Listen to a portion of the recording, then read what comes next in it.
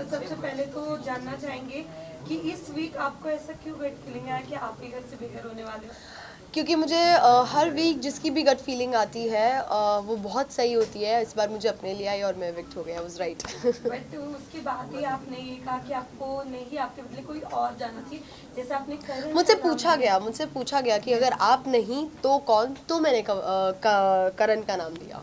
Okay, उसके अलावा of course हम जानना चाहेंगे बाहर आने के बाद आपकी जो एक रिलेशनशिप को क्लैरिफिकेशन मिली है। मेरे रिलेशनशिप को क्लैरिफिकेशन की ज़रूरत बिल्कुल भी नहीं थी, क्योंकि मुझे अपने रिलेशनशिप पे बहुत ज़्यादा भरोसा है। इट्स जस्ट दैट उस पॉइंट पे पूरे इंटरव्यू के बीच में से उठा के जो चीज़ बोल दी गई थी, मैं काफ़ी ज़्यादा इमोशनल हो गई थी। But then I was back again. मैंने उस चीज़ का कभी उसके बाद दोबारा जिक्र नहीं किया अगले दिन से, बिकॉज मुझे अपने रिलेशनशिप पे पूरा भरोसा है। Also, you know, जब शुरुआत हुई थी हमने देखा था टॉप 2 में आपका भी नाम था विवेन के साथ में। That was surprising for me also. But क्या लगता है क्या चीज़ ऐसी गलत चली गई जो वो बोलते ना चीज़ें रियलिटी में I don't know, I think ये सवाल हमें मेकर्स से पूछना चाहिए कि उनको ज़्यादा बेटर पता है, बिकॉज मुझे टॉप 2 की चीज़ भी नहीं पता थी, मुझे ये चीज़ भी नहीं पता है। लेकिन कहीं ना कहीं ऐसा लग रहा था कि आप खो गई थी ईशा और अविनाश के बीच में। आप थोड़े से आपने नायरा से बात करने की कोशिश की, आपने मैंने कोशिश नहीं की, मैंने बात की। किया आपने, लेकिन कहीं ना कहीं उनके बीच में आप खो गई। ऐसा आप अगर आप देखें कन्वर सर ने भी माना कि कहीं ना कहीं आप वो ग्रुप के वजह से ये आज आप इतना आउट हुई है। मैं डेफिनेटली ये नहीं कहूँगी कि मैं ग्रुप की वजह से आउट हुई हूँ। ये कहना तो बहुत ही ज़्यादा गलत हो जाएगा कि मैं ग्रुप की वजह से आउट हुई हूँ।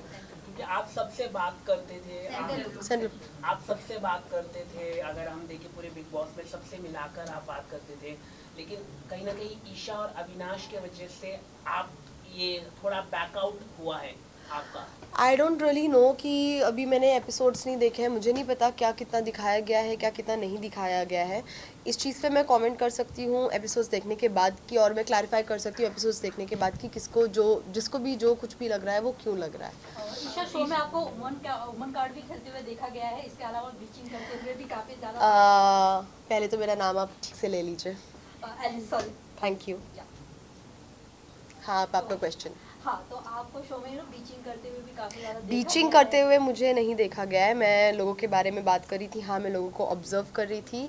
हाँ, मैं लोगों के बारे में ओपिनियंस फॉर्म कर रही थी।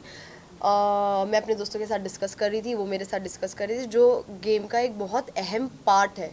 तो that is what was happening, और बीच में थोड़ी बहुत मस्ती वगैरह हो रही थी, and that's it, that's about it. ऐसा लगता है आपको कॉन्फिडेंस वाइज लो हो गई थी आप, बिकॉज जब सलमान ने आपसे पूछा कि कौन घर से बाहर हो सकता है, तो आपने ऑटोमेटिकली अपना नहीं, वो कॉन्फिडेंस लो नहीं था, वो मेरी गट फीलिंग थी। मुझे पूरे हफ्ते से गट फीलिंग थी कि मैं जाने वाली हूँ, बिकॉज हर बार इनफैक्ट अभी मैंने इस चीज़ का आंसर दिया है कि हमारे दोस्तों के बीच में, हम सब के बीच में हमेशा ऐसा होता था कि इस बार कौन जाएगा, इस बार कौन जाएगा, इस बार कौन जाएगा, और हर बार मेरी गट फीलिंग सही होती थी, और इस बार मेरी गट फीलिंग मैं थी, और मुझे पूरे हफ्ते से कहीं ना कहीं पता था मैं जाने वाली थी, और मैं अपने दोस्तों को भी यही बोल रही थी कि दिस टाइम इट इज़ मी।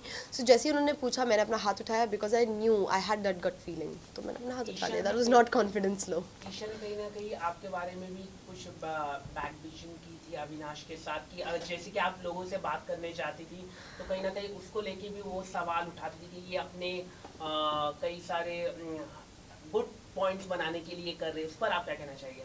देखिए, मैंने अभी तक एपिसोड देखा नहीं है, तो मैं इस चीज़ पे कमेंट नहीं कर सकती, पर मैं एक चीज़ ज़रूर कह सकती हूँ कि बैक बिचिंग उसको तो नहीं कहा जाएगा। ठीक है, एक दोस्त हम 3 दोस्त हैं, अगर किसी को किसी के बारे में कुछ लग रहा है तो उसके पीछे से बाकी 2 लोगों ने बात की है, इसका मतलब बैक बिचिंग तो नहीं हो गया है कहीं भी।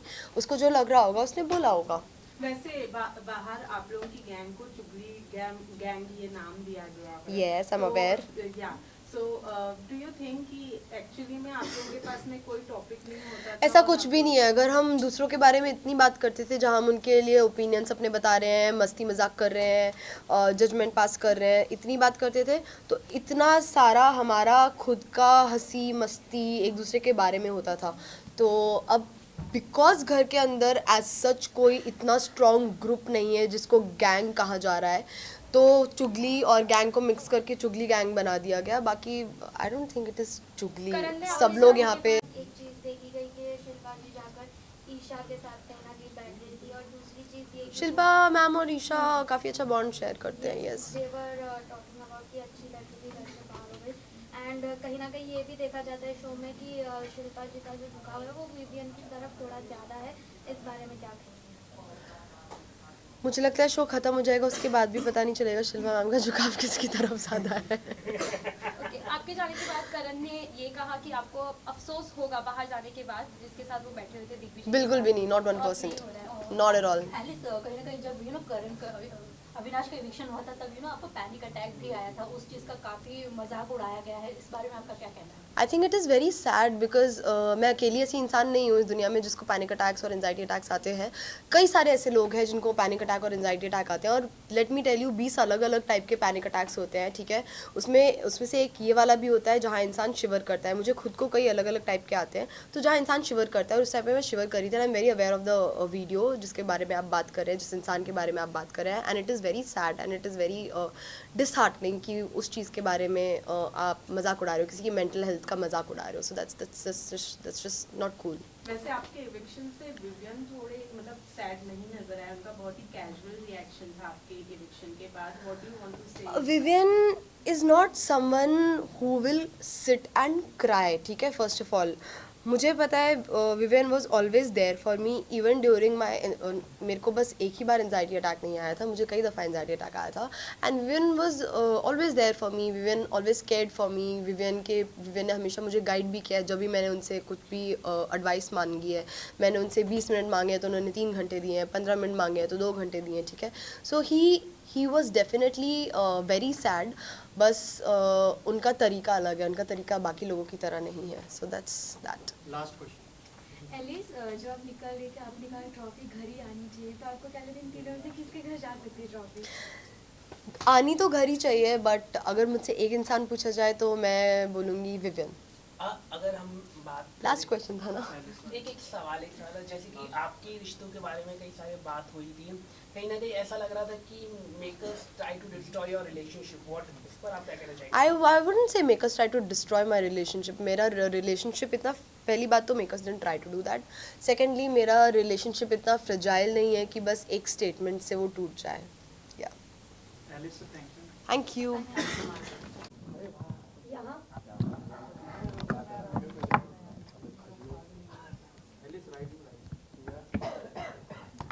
Alice, one look this side, center. Center look. Madam madam यहाँ पर कन्वर सर ने बहुत सपोर्ट किया।